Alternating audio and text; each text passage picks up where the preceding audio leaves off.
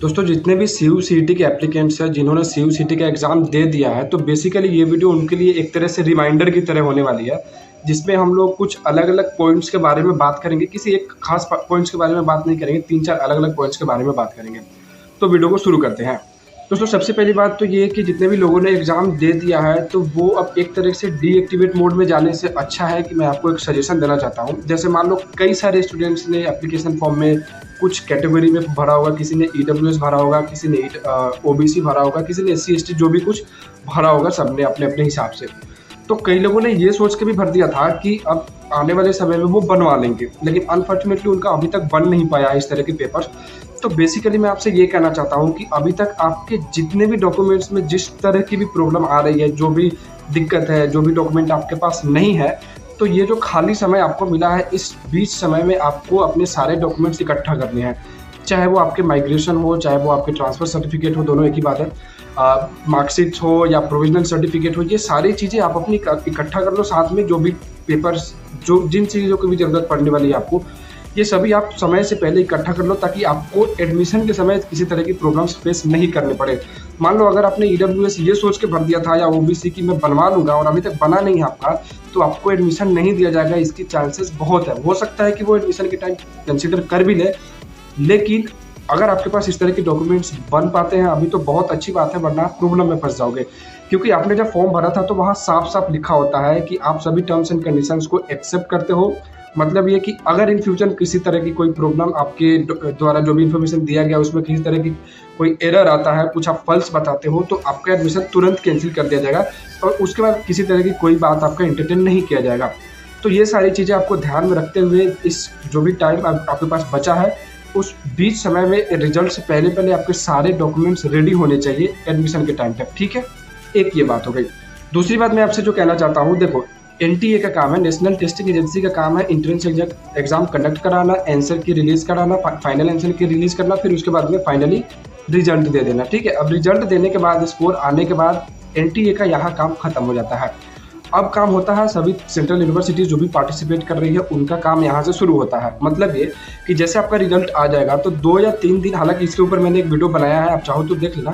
तो रिजल्ट आने के 2 या 3 दिन के बाद सभी जो भी पर्टिकुलर यूनिवर्सिटीज़ पार्टिसिपेट करने वाली है, उन सभी की तरफ से एक रजिस्ट्रेशन फॉर्म ओपन किया जाएगा और आपसे कहा जाएगा कि आप सभी जो भी जिस यूनिवर्सिटी में भी एडमिशन लेना चाहते हो, उसका एक एप्लीकेशन फॉर्म भर दो, ठीक है? जैसे मान लो कोई चाहता है सेंट्रल यूनिवर्सिटी पंजाब में, तो पंजाब का आपको अलग से सेपरेट एप्लीकेशन फॉर्म भरना होगा। अगर किसी ने चाहा है कि सेंट्रल यूनिवर्सिटी साउथ बिहार से एडमिशन लेना हो, तो आपको उसके लिए अलग से सेपरेट एप्लीकेशन फॉर्म भरना होगा। तो ये एक क्राइटेरिया है जो आपको फॉलो करना है।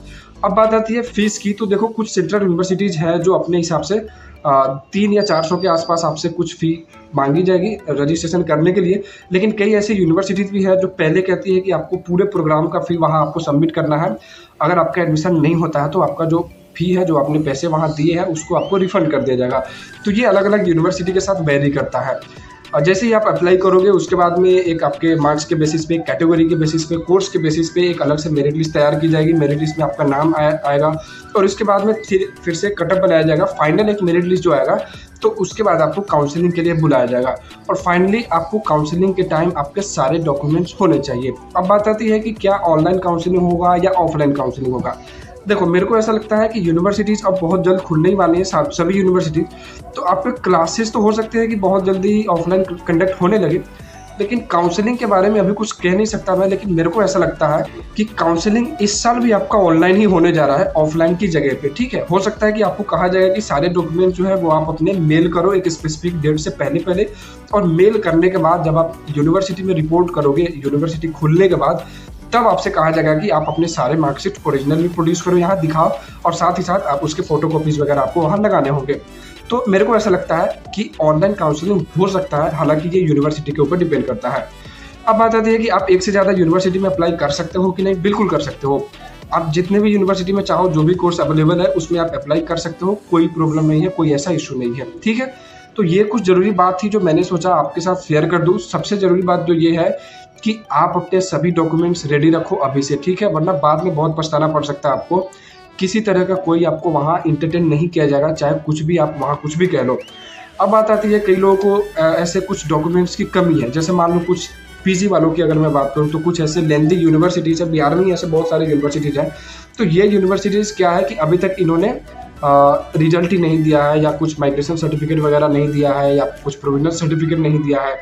तो इसमें तो यूनिवर्सिटी की दिक्कत है, या कुछ बोर्ड के साथ भी प्रॉब्लम है कि किसी का कुछ ओरिजिनल सर्टिफिकेट अभी तक नहीं मिल पाया है।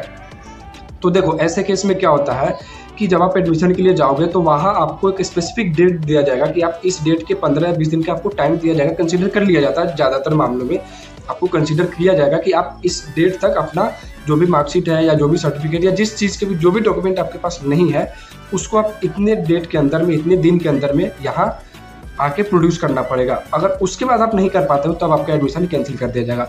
तो ओवरऑल मेरे कहने का मतलब ये है कि आप अभी जो आपका रिजल्ट अभी तक नहीं आया है, मे बी फर्स्ट वीक या सेकेंड वीक तक आ भी जाए, तो रिजल्ट आने से पहले आप अपने सभी डॉक्यूमेंट्स वगैरह वेरीफाई कर लो, सारी चीज़ें तैयार करके रखो ताकि आगे आपको किसी तरह की प्रॉब्लम्स फेस नहीं करनी पड़े।